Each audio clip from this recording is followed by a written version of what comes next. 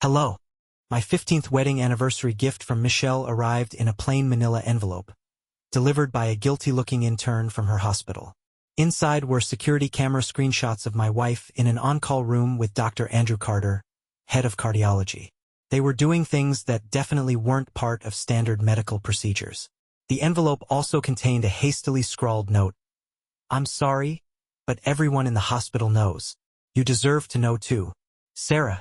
I sat in my home office staring at the images, my wedding ring suddenly feeling like it weighed 1,000 pounds. Michelle and I had met during her residency when I was building my tech company. She'd been brilliant, ambitious, and completely focused on her career. I'd supported her every step of the way, even when it meant sacrificing time together for her advancement.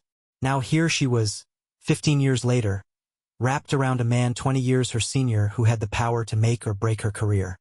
The timestamp on the photos was from 3 days ago, the night she'd texted to say she had an emergency surgery and wouldn't make our anniversary dinner. My phone buzzed. "Michelle, sorry honey, another late night at the hospital. Don't wait up." I looked at the security photos again, noting how the timestamp showed a pattern. Every Tuesday and Thursday, like clockwork, they met in the same on-call room. The same nights Michelle always had emergency surgeries. I picked up my phone and called Jack, my head of security. "Remember that favor you owe me? The one where you kept my daughter's hack of the Pentagon out of the papers?" "Yeah, hard to forget. I need hospital security footage. St. Mary's. Going back at least 6 months." There was a pause. "That's a HIPAA violation waiting to happen. Not patient areas. Just the hallways, on-call rooms, and parking garage. Focus on Dr. Michelle Foster and Dr. Andrew Carter." "Jesus, Mike. Michelle? Are you sure? I'm looking at proof right now, but I need to know how long and how deep this goes." Another pause. "Give me 48 hours. And Mike, you might want to call your lawyer too. The kind that handles divorces, not tech mergers." I was already ahead of him. My second call was to Diana Chun, the most ruthless divorce attorney in Seattle. She'd handled my CFO's divorce last year. His wife got the dog. He kept his entire stock portfolio. Exactly what I needed right now. "I can see you tomorrow at 9, Diana said after I explained the situation. "Bring the photos and any financial records you can access. And Mike, don't confront her yet. The element of surprise is your best advantage." My phone buzzed again. "Michelle? Missing you. Can't wait to get home and make up for our missed anniversary dinner." I looked at the photos once more before locking them in my desk. The images showed Michelle entering the on-call room at 7:03 p.m. She'd sent that first text at 7:48 p.m., probably right after she and Dr. Carter had finished their own private celebration. Time to show my wife exactly what 15 years of tech industry success could do when applied to gathering intelligence. She wanted to play doctor? Fine. I'd show her how a real operation worked. Jack's findings landed in my inbox exactly 48 hours later. The affair hadn't been going on for months. It had been going on for years. Security footage showed the same pattern stretching back at least 3 years, possibly longer before the hospital upgraded their cameras. "There's more," Jack said during our secure video call. "They've been traveling together. Medical conferences, supposedly. But the hotel reservations tell a different story." He shared his screen showing booking records. 1 room, not 2. Always on the hospital's dime. Always logged as professional development expenses. "How did you access the hospital's financial records?" I asked. "I didn't have to. Your wife did." He pulled up emails from Michelle's work account. "She handles the department's travel budgets. Been cooking the books to hide their little getaways. Dr. Carter signs off on everything. Guess being department head has its perks." Diana was particularly interested in this detail during our meeting. "Financial fraud during the affair? That's excellent leverage. The hospital board won't want this public." I laid out more evidence on her desk. "There's a pattern to their meetings. Every Tuesday and Thursday, plus any time I'm out of town for business. She times her emergency surgeries perfectly." Speaking of business trips, Diana pulled up my travel records. "Notice anything interesting about the conferences they attend?" I scanned the dates. Every single one aligned with my own business trips. Times when I'd been in Asia or Europe, too far away to drop in unexpectedly. She's been planning this meticulously, Diana mused, using your schedule against you. Very calculated. The ultimate irony? I've been paying for it. I showed her our joint credit card statements. She's been buying lingerie, hotel upgrades, even weekend spa treatments. All while I thought I was supporting her career. Diana smiled coldly. Perfect. Now, here's what we're going to do. The next 2 weeks were an exercise in self-control. I played the devoted husband perfectly, never letting on what I knew. Each time Michelle texted about working late, I responded with understanding messages. Each time she came home smelling of hospital soap after obviously showering, I kissed her hello like nothing was wrong. Meanwhile, Jack kept digging. He found a private email account Michelle used just for communicating with Carter. The messages made me sick, not just the intimate details, but the way they laughed about deceiving me. Poor Mike, she'd written. So busy with his company he never questions anything. As long as I time it right with his travel schedule, we could probably do this forever. Carter's response was equally charming. That's why I love you. Brilliant and beautiful. He provides the lifestyle, I provide the excitement. Perfect arrangement. The real kicker came when Jack traced their conference payments. They weren't just expensing hotel rooms. They were double-dipping. Michelle would submit receipts to the hospital while charging our joint card, essentially getting paid twice for their rendezvous. That's not just fraud, Diana said when I showed her. That's a pattern of criminal behavior. The hospital board will have to act on this, especially given Carter's position. Everything was ready.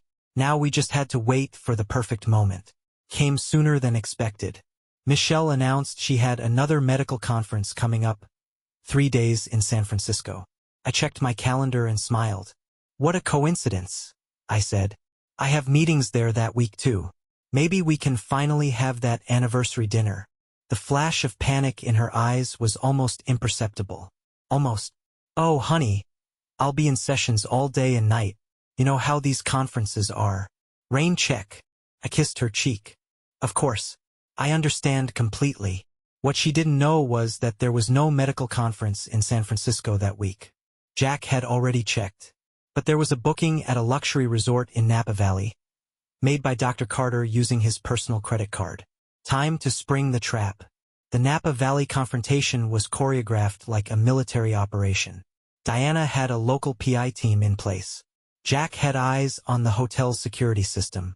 And I had a signed letter from the hospital board requesting an urgent meeting with Dr. Carter about financial irregularities. Michelle left for her conference Thursday morning, kissing me goodbye with practiced innocence. I'll miss you, she said, probably remembering to keep up appearances. I waited until her flight landed in San Francisco before making my move. First, I had Jack activate the tracking software he'd installed on her phone. Sure enough, she wasn't heading to any medical conference. Her Uber was bound straight for Napa. Then I made 2 calls. The first was to Dr. Carter's wife, Linda. The car will pick you up in an hour, I told her. Everything's been arranged exactly as we discussed. The second call was to the hospital board chairman. Check your email. You'll find detailed records of how your head of cardiology has been defrauding the hospital for years. Might want to have legal on standby. My own flight landed just as Michelle and Carter were checking into their luxury suite. The PI team sent live photos to my phone, them laughing in the lobby, his hand on her lower back, her wedding ring conspicuously absent. I waited in the hotel bar, nursing a scotch and watching the security feeds on my tablet. They ordered room service, champagne, clearly settling in for a romantic weekend. The timestamp showed 7:48 p.m. when Michelle sent her usual text. Sessions running late. Missing you. At exactly 8 p.m., Linda arrived. She'd insisted on being part of this, and after seeing the evidence, I couldn't blame her. 30 years of marriage, and her husband had been living a double life. Ready? I asked her. She straightened her spine. Let's end this. We headed up together, the PI team and hotel security trailing discreetly. I'd already arranged everything with hotel management.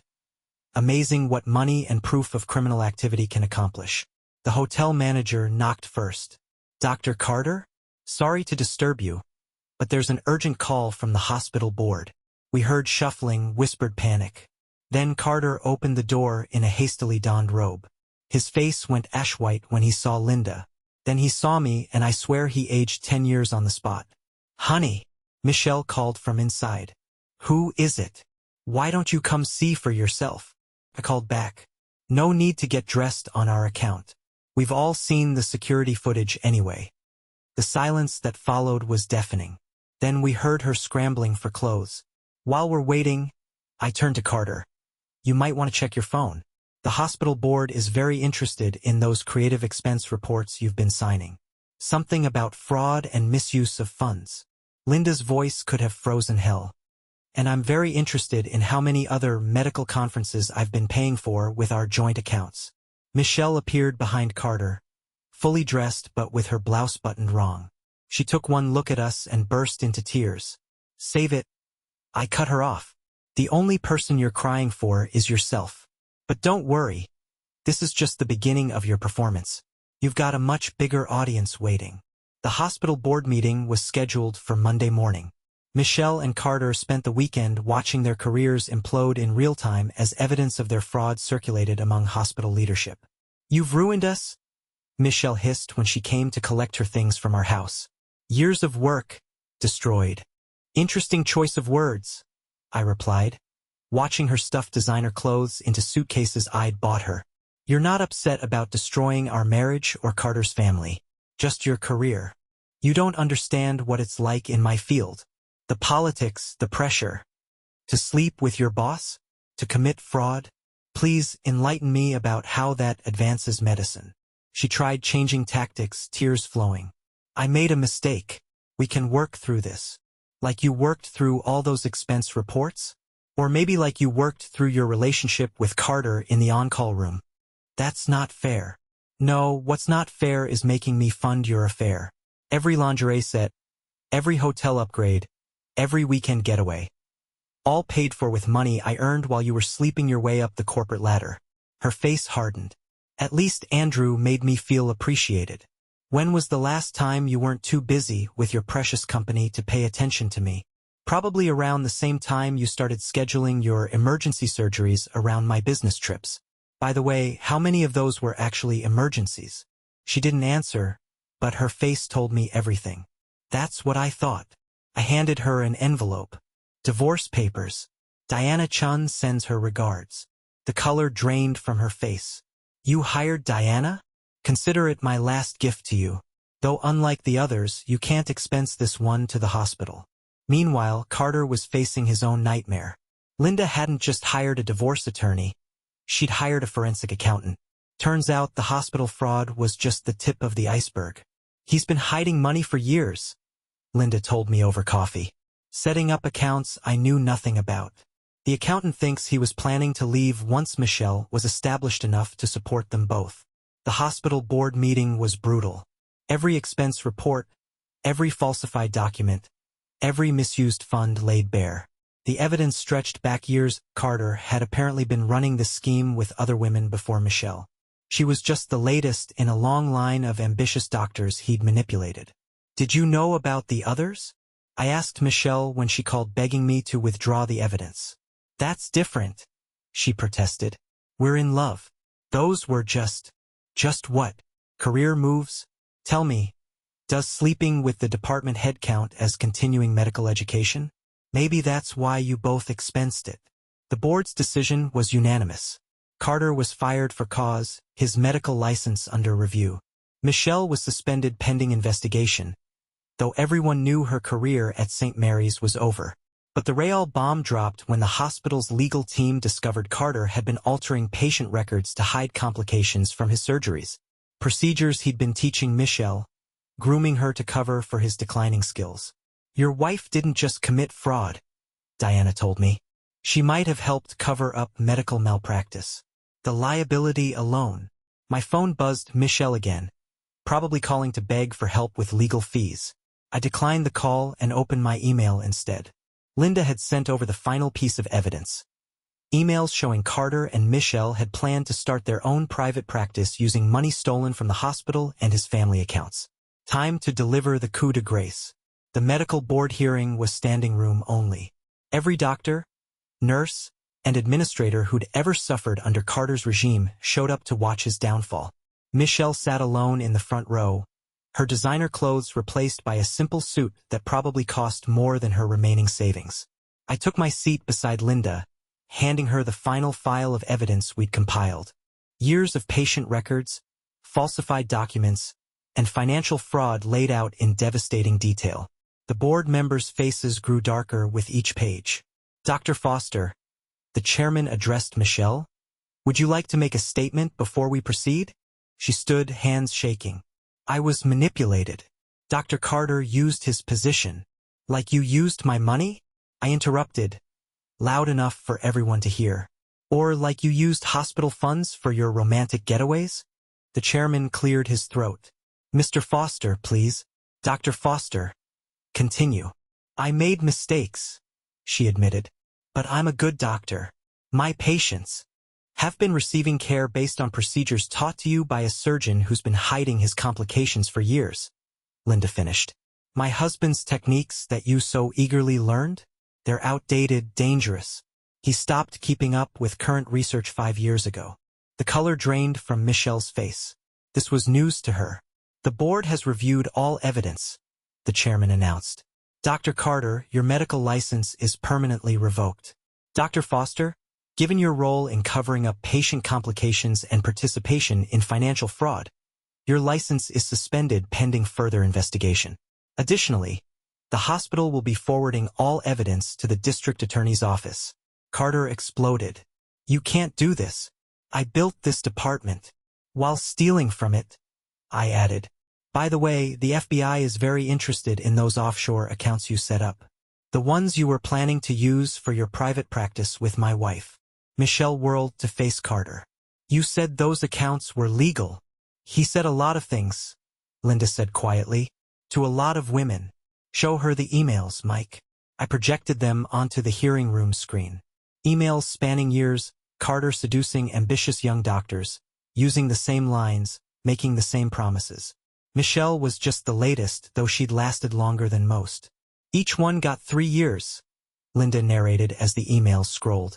3 years of mentoring, grooming, promises of partnership. Then he'd find someone new. "You were actually coming up on your expiration date, Michelle." He'd already started talking to Dr. Phillips in neurology. Michelle collapsed into her chair, finally understanding how completely she'd been played. "The DA is offering a deal," I told her. "Testify against Carter, return the stolen money, and they'll recommend minimum sentences for both the fraud and medical misconduct charges." "You knew," she whispered to Carter. "You knew your procedures were dangerous. You taught me to." He wouldn't even look at her. I stood to leave, pausing beside my soon-to-be ex-wife. "By the way, I've donated your remaining shares in my company to a medical malpractice victims fund." Seemed fitting. "I've got nothing left," she said numbly. "No," I agreed.